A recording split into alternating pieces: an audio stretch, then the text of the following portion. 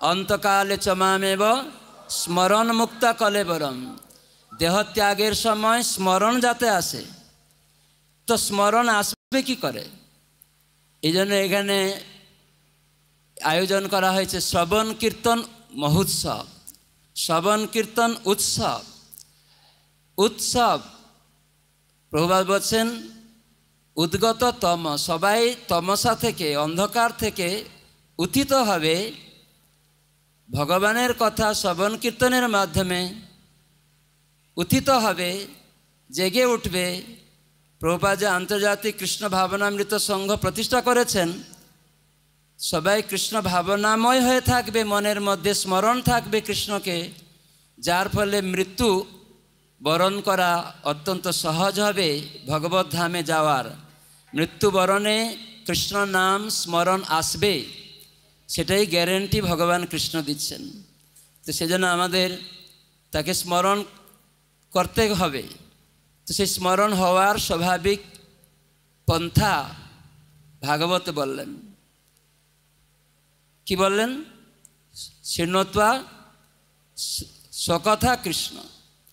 कृष्ण कथा शोनार माध्यमे पुण्य संचय हबे, जे पुण्य माध्यमे आमरा समस्त पाप थेके मुक्त हब एवं आमादेर हृदयेर समस्त द्वंद्व भाव थेके आमरा मुक्त हब और भगवानेर आराधना करते आमादेर हृदये दृढ़ता आसबे, निष्ठा आसबे। तो सेजन्यई भगवत गीताय कृष्ण बोलेছেন सप्तम अध्याये 28 नम्बर श्लोके कि बोलेছেন क्यों जाने?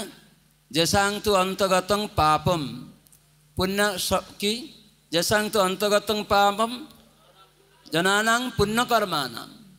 एखाने पुण्य कर्माणां बला हয়েছে। पाप मुक्त हले মানে पाप मुक्त हওয়ার उपाय হচ্ছে पुण्य कर्म।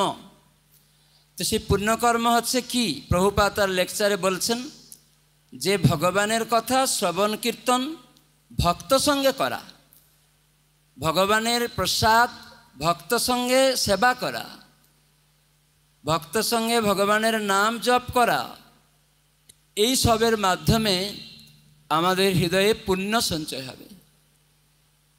পুণ্য দুই রকম আছে।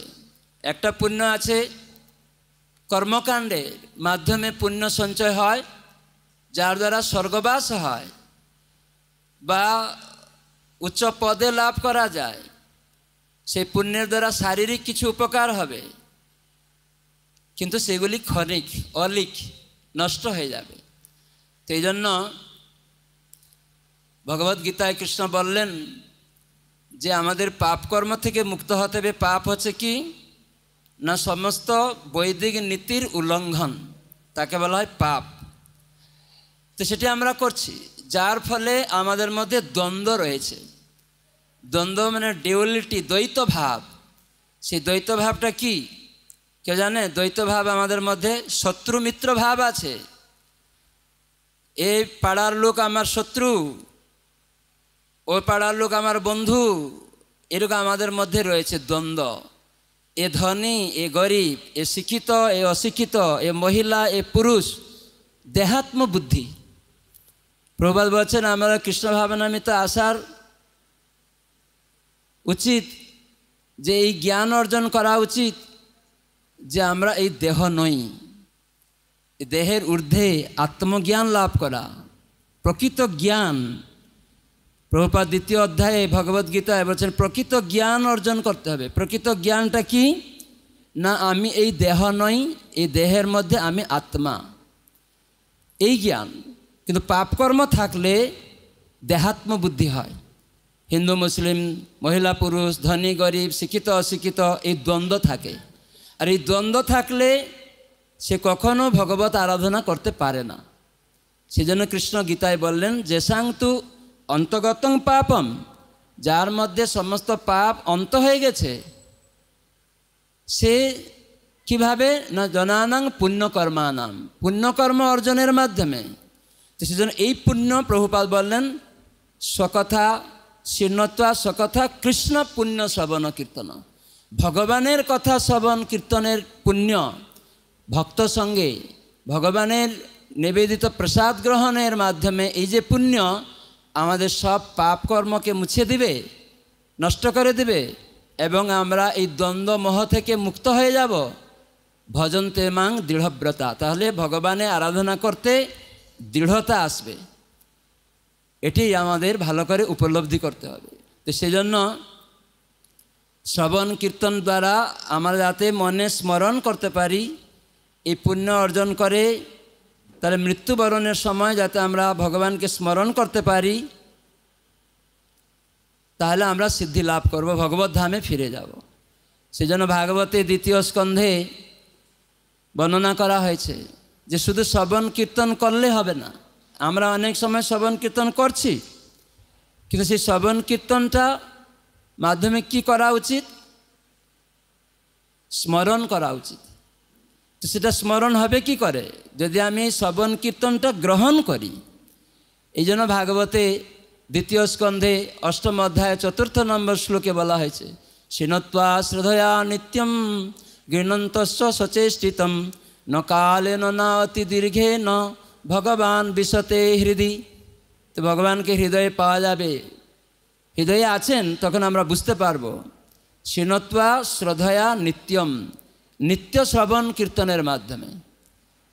তাহলে কি হবে না? স্মরণ হবে। শ্রবণ কীর্তনের মাধ্যমে স্মরণ হবে।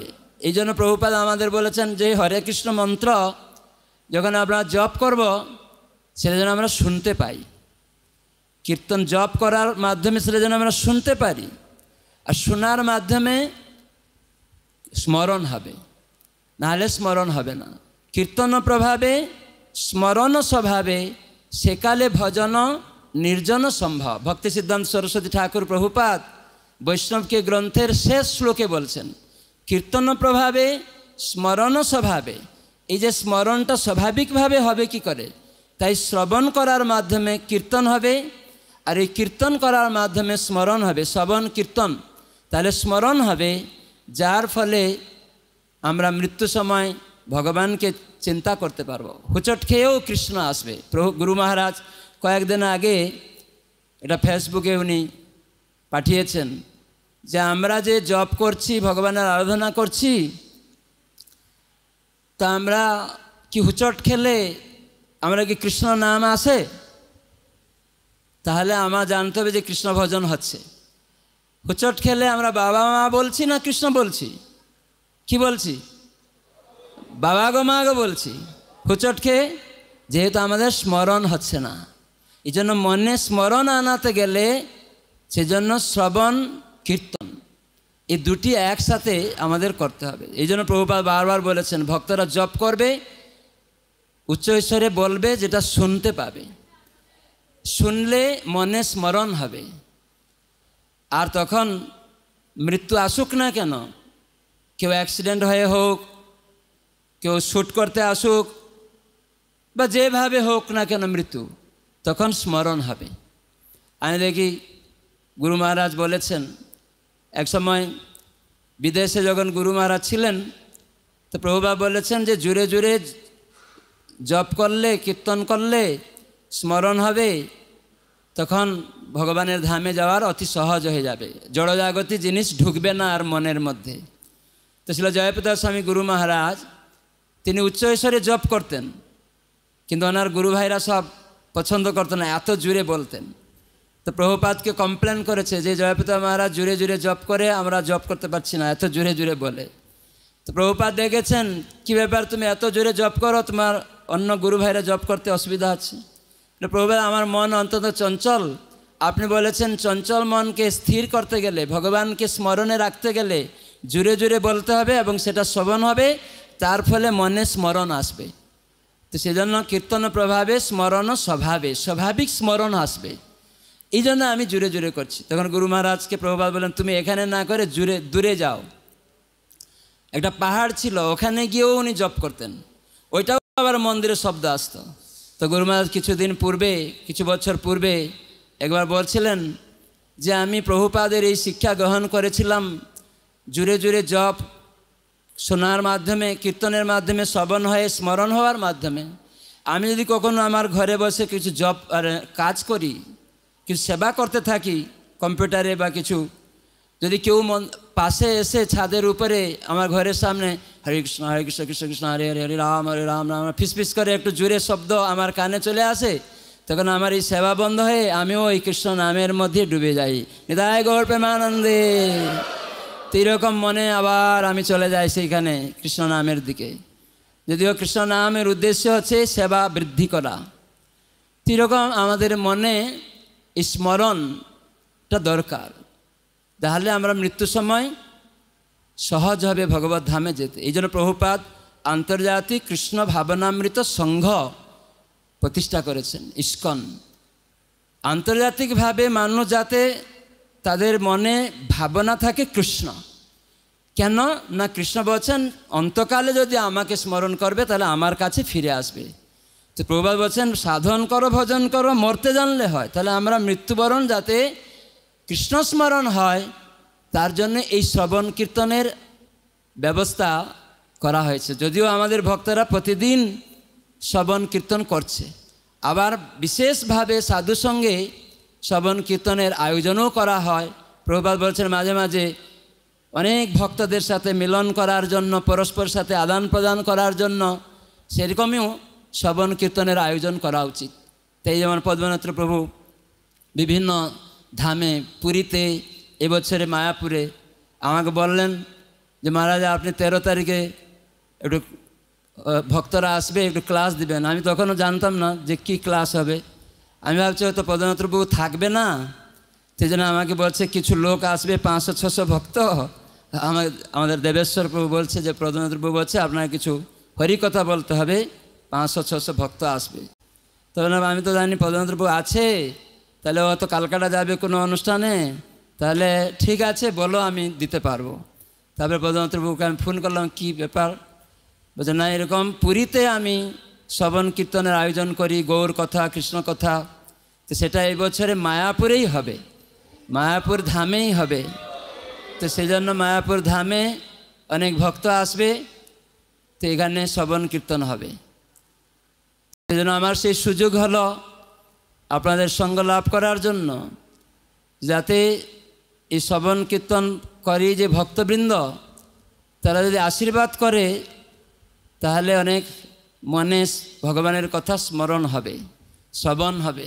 তো সেজন্য আমাদের খুব, আমরা শ্রবণ কীর্তন করতে গিয়ে অনেক সময় বুঝবো না, হয়তো অনেকে ভাববে যে অনেক শ্রবণ করছি কিছু বুঝতে পারি না, কিন্তু কবিরাজ গোস্বামী বলেছেন, কি বলেছেন আমরা দেখছিলাম, আমি চৈতন্য চরিতামৃতে মধ্যলীলায় 2য় অধ্যায়ের 87 নম্বর শ্লোকে বলা হয়েছে, যেবা নাহি বুঝে কেহ শুনিতে শুনিতে সেহ কি অদ্ভুত চৈতন্য চরিত, কৃষ্ণে উপজীবে প্রীতি জানিবে রসের প্রীতি, শুনিলেই বড় হয় হিত। শুনলেই হিত হবে, বুঝুন নাই বুঝুন। তো সেজন্য অনেক সময় আমরা বলি আমি বুঝি না কেন যাব।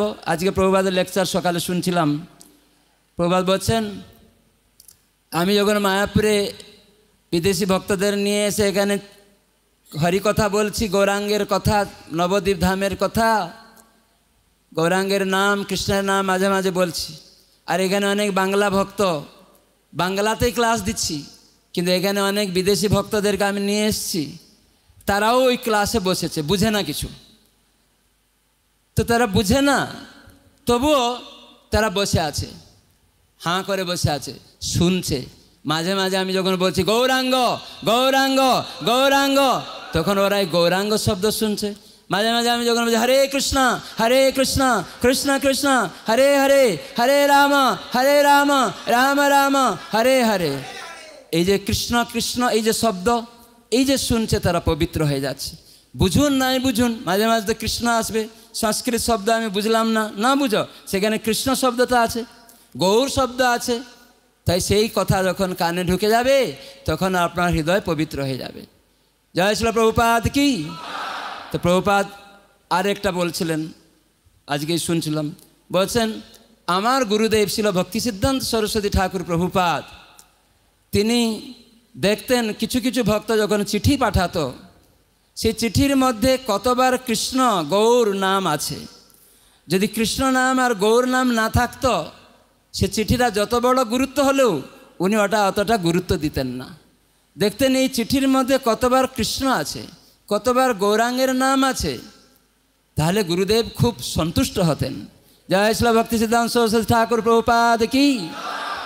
তো আমাদের ইস্কনের প্রতিষ্ঠাতা প্রভুপাদ যে কৃষ্ণ ভাবনাময় যাতে আমরা হই, তার জন্যই বারবার তিনি আমাদের উৎসাহিত করেছেন। সেটা আমরা যখনই, আমি দেখেছিল জয়প্রদাস স্বামী গুরু মহারাজ যখনই উনি ভাগবত পড়ুন, কৃষ্ণ কথা বলুন, মাঝে মাঝে এই গৌরাঙ্গ গৌরাঙ্গ গৌরাঙ্গ বলেন, মাঝে মাঝে হরে কৃষ্ণ কৃষ্ণ কৃষ্ণ হরে হরে, হরে রাম রাম রাম হরে হরে, এটা বলেন। প্রভুপাদ বলছেন ওইটাই হচ্ছে আসল হরিকথা। সেজন্য আমাদের ভক্তরা, ইস্কনের ভক্তরা যখনই কিছু হরিকথা বলে, ভাগবত কথা বলে, তার মাঝেই এ হরে কৃষ্ণ গৌরাঙ্গ এগুলি বলে। তা আপনারাও বলবেন জুড়ে জুড়ে, তাহলে কী হবে, কীর্তনের করে শ্রবণ হয়ে যাবে, আর শ্রবণের পরে স্মরণ হয়ে যাবে। সেই জন্য বুঝো বা না বুঝো কেহ, বুঝুন বা না বুঝুন, তথাপি শুনিতে শুনিতে সেহ কি অদ্ভুত চৈতন্য চরিত। তখন অদ্ভুত ব্যাপারটা হৃদয়ে প্রকটিত হবে। তো সেজন্য এই অদ্ভুত ব্যাপারটাকে প্রকট করতে গেলে শুনতে হবে। আর শুনে আমরা যদি গ্রহণ করে নিই, যেন আমি শুনব, যদি গ্রহণ করে নেই, এই জন্য ভাগবতের শ্লোকটা প্রায় সময় আমি বলি যে শৃণত্বা শ্রদ্ধয়া, শ্রদ্ধার সহিত শ্রবণ করো, বিশ্বাসের সহিত নিত্যম, প্রত্যেক দিন।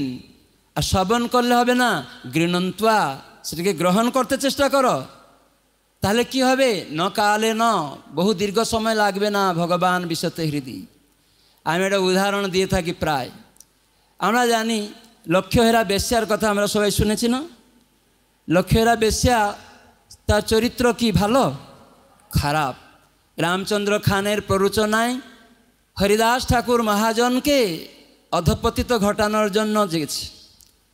যে হরিদাস ঠাকুর স্বয়ং ব্রহ্মা, মহাপ্রভুর নির্দেশে তিনি নামাচার্য, মহাপ্রভুর উপাধি দিয়েছে নামাচার্য হরিদাস ঠাকুরকে। তো সেই হরিদাস ঠাকুরকে অধপতন ঘটানোর জন্য রামচন্দ্র খান মাৎসর্য পরায়ণ হিংসুটে, সে হরিদাস ঠাকুর সাধারণ বাবাজি কৌপিন পরে থাকেন, কিছু ভিক্ষাবৃত্তি করেন, কি করেন, হরে কৃষ্ণ কৃষ্ণ কৃষ্ণ হরে হরে, হরে রাম রাম রাম হরে, এটি জপ করেন। তাতেই রামচন্দ্র খানের মাৎসর্য হয়ে গেল। দেখুন, রামচন্দ্র খান অনেক টাকা পয়সা দিয়ে তার অনুগামী করেছে, কিন্তু হরিদাস ঠাকুর তো কোনো টাকা পয়সা না দিয়েই কেবল হরিনাম করেন, যার ফলে বহু অনুগামী তার কাছে এসে প্রশংসা পাত্র হয়ে যাচ্ছে।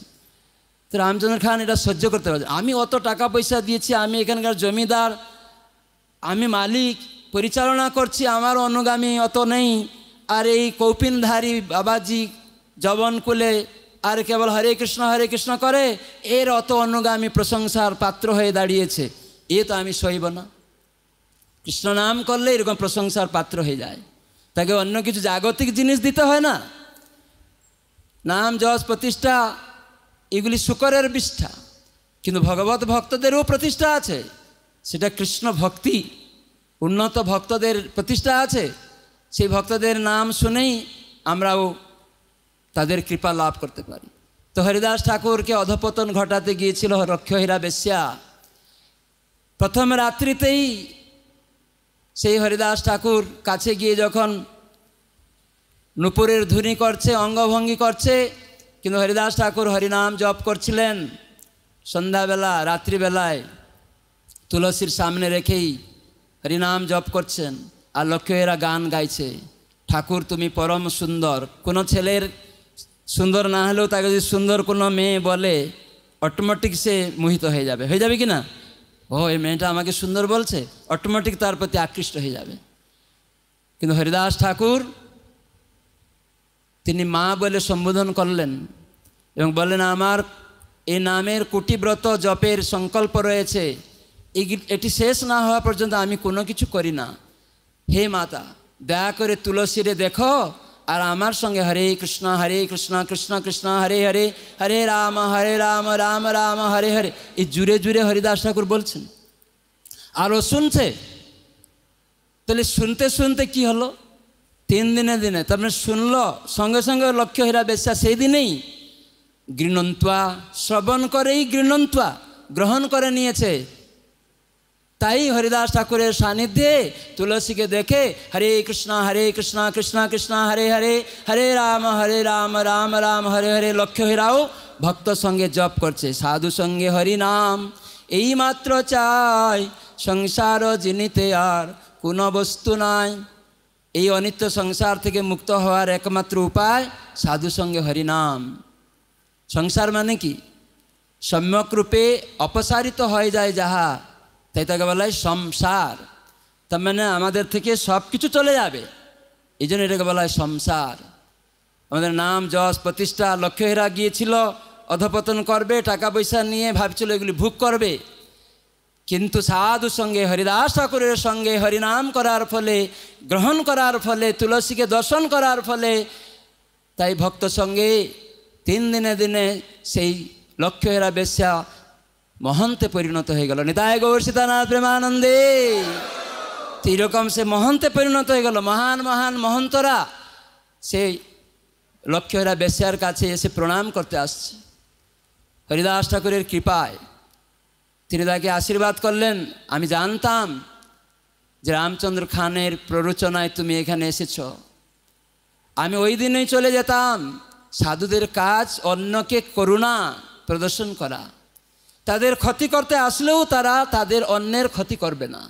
ভক্ত সবসময় তার ক্ষতি করতে আসছে, তার প্রতিদ্বন্দ্বী হবে না, মাৎসর্যপরায়ণ হবে না, সেটা আসুরিক। আমরা জানি পুতনা রাক্ষসী কৃষ্ণকে বধ করতে এসেছিল, কিন্তু কৃষ্ণের দ্বারা সে মুক্ত হয়ে গেল। কিন্তু বকাসুর সে খুব ক্রোধান্বিত হয়ে গেল, যেহেতু তার বোন ছিল। আবার সেই বকাসুরও কৃষ্ণের দ্বারা বধ হয়ে গেল, তাই তার ভ্রাতা অঘাসুর সেও আরও ক্রোধান্বিত হয়ে গেল যে আমার ভ্রাতা বোনকে বধ করেছে, আমি এটা সইব না। এই যে হিংসা, একটা অনর্থ আমাদের জীবনে। এই জন্য পরমেশ্বর ভগবান কৃষ্ণ এই জগতে আবির্ভূত হয়ে এরকম এক এক অসুরকে বধ করেছেন, আমাদের জীবনের হৃদয়ের এক একটি অনর্থকে ধ্বংস করার জন্য। এই যে অঘাসুর কি অনর্থ ছিল না? অনর্থ ছিল হিংসা, মাৎসর্য পরায়ণ, অন্যের প্রতি হিংসা করা। তাই কৃষ্ণের প্রতি হিংসা, যে কৃষ্ণ আমার বোনকে হত্যা করেছে, আমি সইব না, তার সখা বন্ধু বান্ধব সবাইকে শেষ করে দেব একবারে।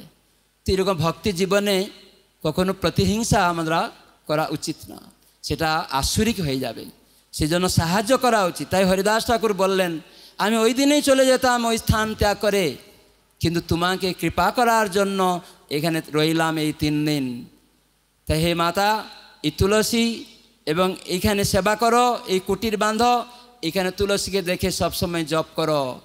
আর এই আশীর্বাদ করে মন্ত্র দিয়ে হরিদাস ঠাকুর সেখান থেকে চলে গেলেন। আর সারা দুনিয়ায় ছড়ে গেল এই লক্ষ্য হীরা বেশ্যা, সে হরিদাস ঠাকুরের কৃপায় হরিনাম করে পরম পবিত্র হয়ে উঠেছে। নিতাই গৌর প্রেমানন্দে। তাহলে শ্রবণ করে হরিদাস ঠাকুরের কথাকে গৃণন্ত্বা সচেষ্টিতম, গ্রহণ করার ফলে তার সিদ্ধি হলো।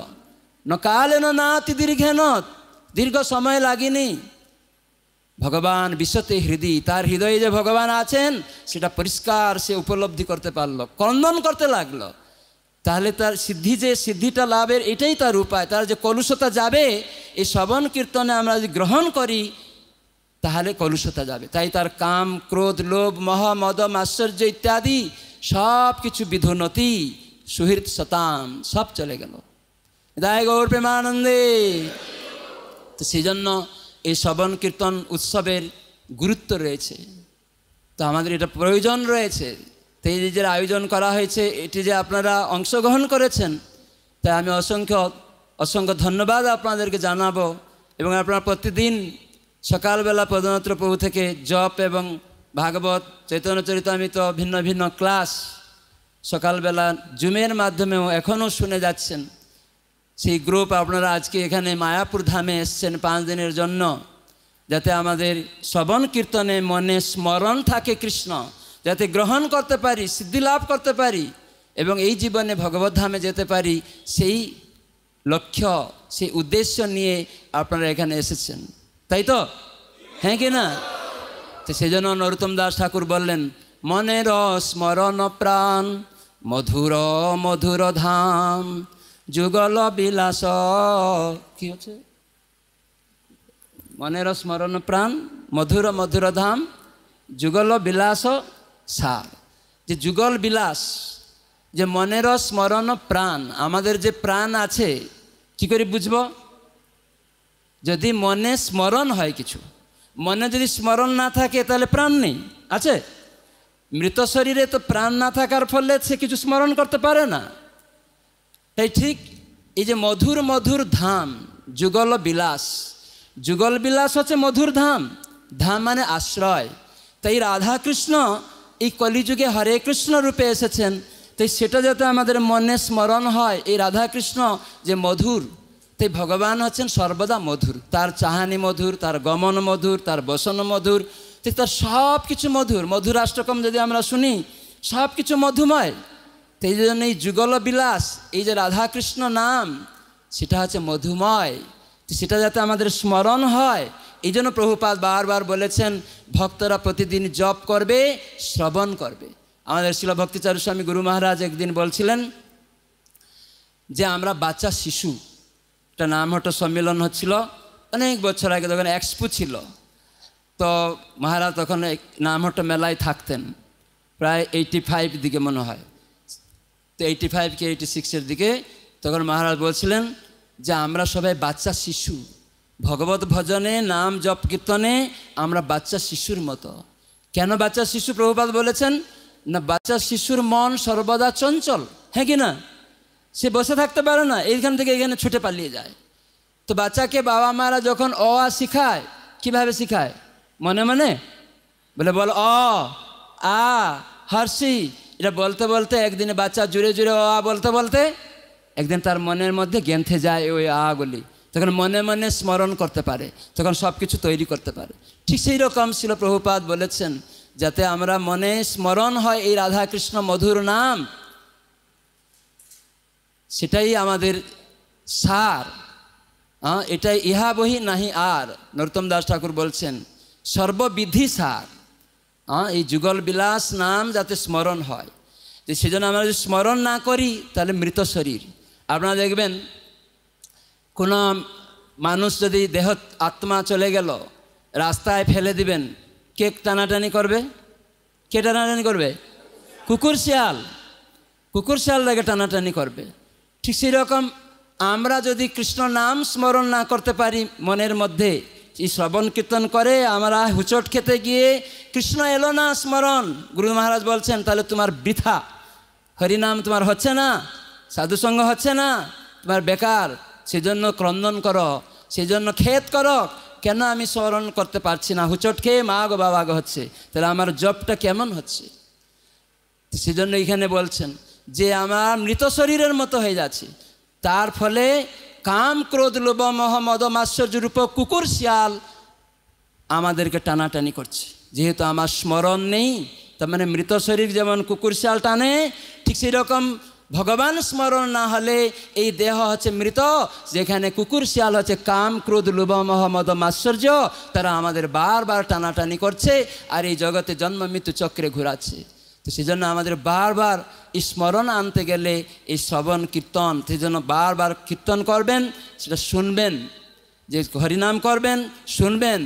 আমি তো যখন বই পড়ি মনে মনে পড়তে পারি না, সে ছোটোবেলা থেকে এখনও মনে মনে পড়লে আমার কোনো কিছু মনে থাকে না।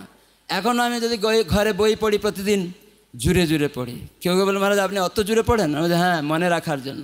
আমার স্মরণ শক্তিটা খুব কম, সেই জন্য জুড়ে জুড়ে পড়লে কান দিয়ে ঢুকে, তখন হয়তো একটা দুটা কিছু মনে রাখতে পারি, তো সেই জন্য এটা করি। তো অনেক ভক্ত আছে খুব মনে মনে দেখেই, কেন তারা আগে শ্রবণ করেছে, এই জন্য তাদের দেখলেই মনে পড়ে যাচ্ছে। তো সেই জন্য আমাকে আশীর্বাদ করুন সবাই, যাতে আমি স্মরণ করতে পারি কৃষ্ণকে, হরিভজন করতে পারি ঠিকভাবে। তো এইভাবে আমরা দেখছি খুব সুন্দর সুন্দর কথা রয়েছে শাস্ত্রের মধ্যে। যেহেতু আপনাদের আরও অনুষ্ঠান আছে, আমি আর বেশি বলবো না, যেহেতু পদ্মনাথবাবু কিছু বলবেন, তারপরে আপনারা আরতিতে যাবেন, আর তারপরে সন্ধ্যা আরতির পরে আবার এখানে অনুষ্ঠান আছে, আজকে তাড়াতাড়ি প্রধানমন্ত্রী বলছিলেন শেষ করে দেবো 8টার মধ্যে সব।